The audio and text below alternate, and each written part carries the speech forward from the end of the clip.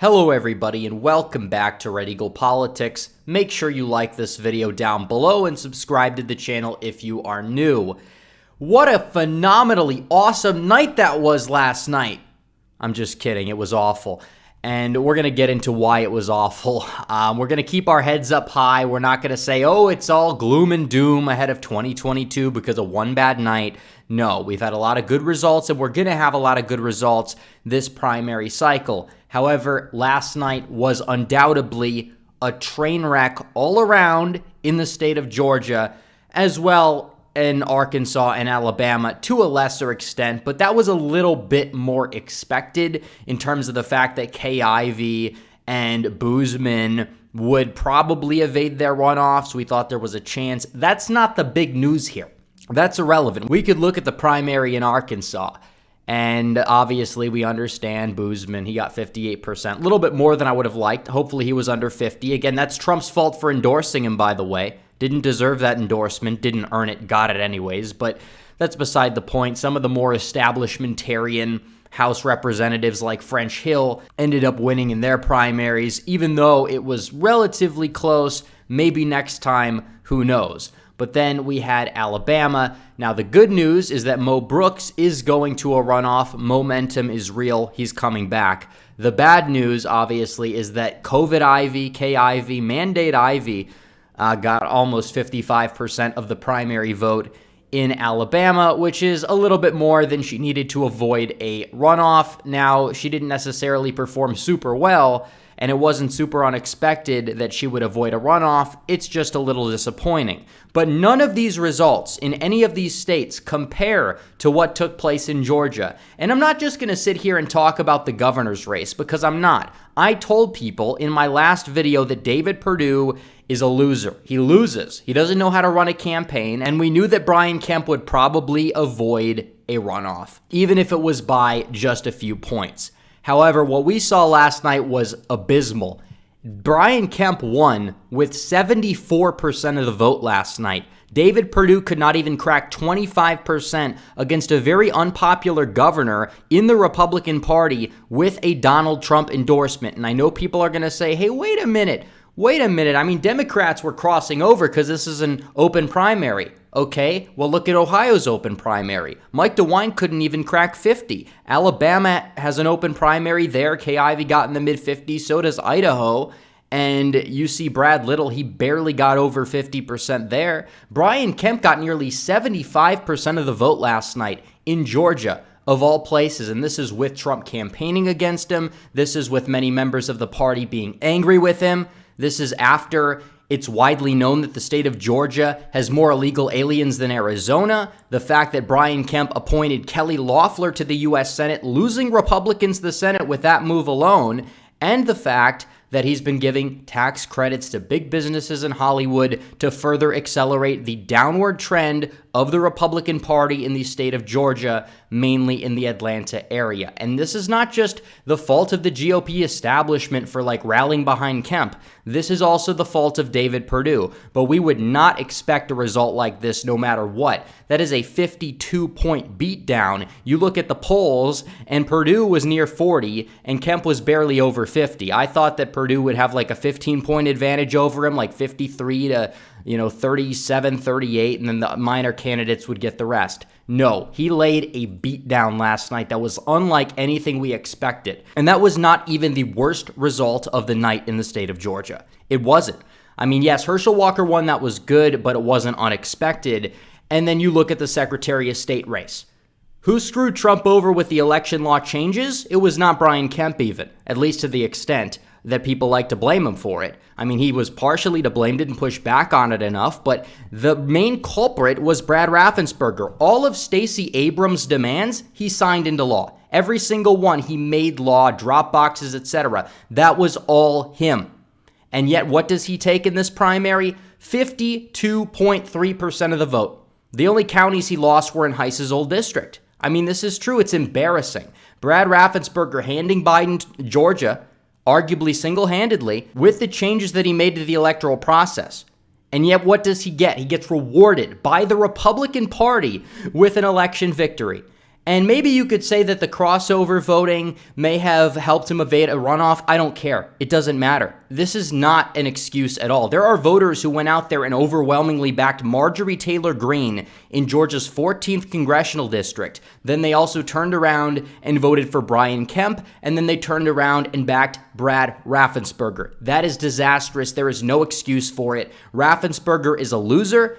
And honestly, I hope the Democrat destroys him in November. I don't care what people say. You can make a case for Brian Kemp. He needs to win to prevent Stacey. I agree, whatever. Either way, he's going to be a weak governor, and Stacey's going to win in 2026. But Brad Raffensperger is a loser. He does not deserve to win. The Secretary of State position is now a figurehead anyways. The state legislature has basically changed it to where a lot of the election process is dictated by the state legislature. It's not dictated by the Secretary of State, so I don't even care if he loses. He is a loser from what he did, and what he did, he signed in all of the demands of Stacey Abrams. He's going to be no different than the opposition in the state of Georgia, in my opinion.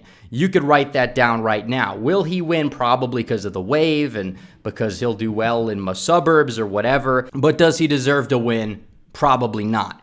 And you could argue Heiss dropped the ball a little bit too, but it doesn't matter. He ran a much better campaign. He attacked him on the issues. He attacked him on his merits, more so than Purdue's Eddie Rispone like, hey, Trump endorsed me, vote for me. So that's that. Now, furthermore, the Attorney General's race that was expected, the Trump-endorsed candidate lost by 50. Again, he didn't really run a very good campaign either, and Chris Carr is not nearly as unpopular as Brian Kemp even, let alone Brad Raffensperger. And you look at the other races down ballot, and I will agree that there are some silver linings. Rich McCormick is in the runoff, favored to win.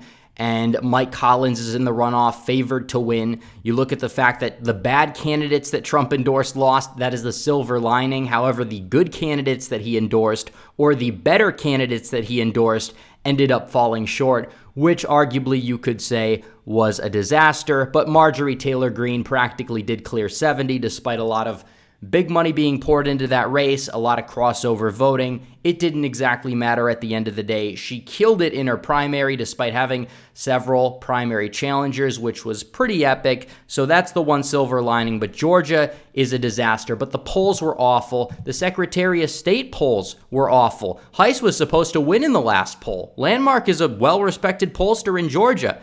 Yet Jody Heiss has a 1-point lead over Raffensperger. Where did that go? What happened to that? I mean, Raffensperger was in a runoff in every single poll. He couldn't even crack 40 in any poll, yet he got over 50%. Polling for the primary elections is useless at this point. It really is. I mean, there's no other way to really chalk it up because the polls were so bad in Georgia. They were so bad in Pennsylvania for most races. And they've just been abysmal all around this entire cycle. I think maybe they got it correct in Alabama, actually, with the recent polls showing Mo Brooks' resurgence. But other than that, I think these polls need to really be disregarded. It is true. So why did this happen, and how can we prevent this from happening again? Because the voters of Georgia are not this dumb. A lot of them just did not know what they're voting for. They see the fact that you know somebody that's popular or at least has a campaign sign out there and you know that they're in office, you've heard the name before, and they pull the lever for him. That's why they voted for Brad Raffensperger, but maybe why Jody Heiss did well in his district for the race. I mean, this is true. It's not like a lot of these boomers are going out there and they're voting in a lot of these like rural parts of like MTG's district for Brad Raffensperger because, Blumph is bad and Raffensperger has democratic integrity or whatever the hell they want to call it. Like, that has nothing to do with it. It is mainly just a marketing thing. The establishment has money. They know what they are doing, and a lot of boomers are fooled by this. And while we've made some gains, we've made some inroads, you see what Trump is doing. He's endorsed some good candidates. The good candidate won in Ohio for the Senate race. Like, we have these silver linings. Kari Lake's going to win in Arizona, and then you have probably Blake Masters is going to win the Senate nomination. But beyond that point, there's so much work to do. I mean, we said this after Texas when Abbott got 66% of the vote. Yet what happened here? Brian Kemp outdid him, despite Trump basically doing everything in his power to sabotage him. And Trump did a rally for Greg Abbott in comparison. They're going to say that this means that the Trump endorsement is waning in its influence, or that Trump's influence on the party is gone. I disagree with that. This grassroots America first conservative energy is there, but there's just so many people who are just so susceptible to the conditioning of the GOP establishment, and we need to do everything that we can to break that conditioning in order to stay viable and actually make change within the GOP. This goes far beyond Trump's election. I mean, Trump's election in and of itself was a great step in the right direction, but we have a long way to go because this is a mess. And you could tell from just this tweet right here, which is a quote from, I believe, Richard Barris, who does a lot of polling, great polling work, one of the few accurate pollsters out there. Barris said that when he was conducting his Georgia primary poll 2 weeks ago, 6 in 10 voters in that state did not realize Perdue or Heiss was endorsed by Trump. We're dealing with some extremely low info voters. The incumbency advantage prevailed. And this is true. You could talk about all day how you had a lot of crossover voting. We don't know what percentage of the vote was crossover, probably like less than 10%. Maybe you could say that would be enough to save Raffensperger from going to a runoff, but that doesn't change the fact that like half of MTG's voter base at a minimum backed Brian Kemp and also went out there and backed Brad Raffensperger in a decent capacity as well. So 6 in 10 didn't even know what was going on, and this is a problem. It's a problem on the part of marketing. It's a problem on the fact that Perdue was just such a weak challenger. I mean, early on, the polls had Perdue and Kemp neck and neck, and then Kemp gained. Now, because the polls were so wrong, I don't know how much we could go off of them. But like I said, we have a long way to go, and Perdue did not necessarily help. He didn't bring anything new to the table. He's an establishment politician. He's better than Brian Kemp. He's actually surprisingly good on immigration, or at least he was in the Senate, but he's still kind of like this weak guy who didn't really bring the fire, and you could even argue he deserved to lose the primary because of it. But to get less than 22%, that is low. That is abysmal. So we got a lot of work to do. It was one bad night. Tomorrow we'll talk about Texas. We'll tie in some of the Beto, Abbott, Uvalde analysis as well in that video because that is a big mess as well.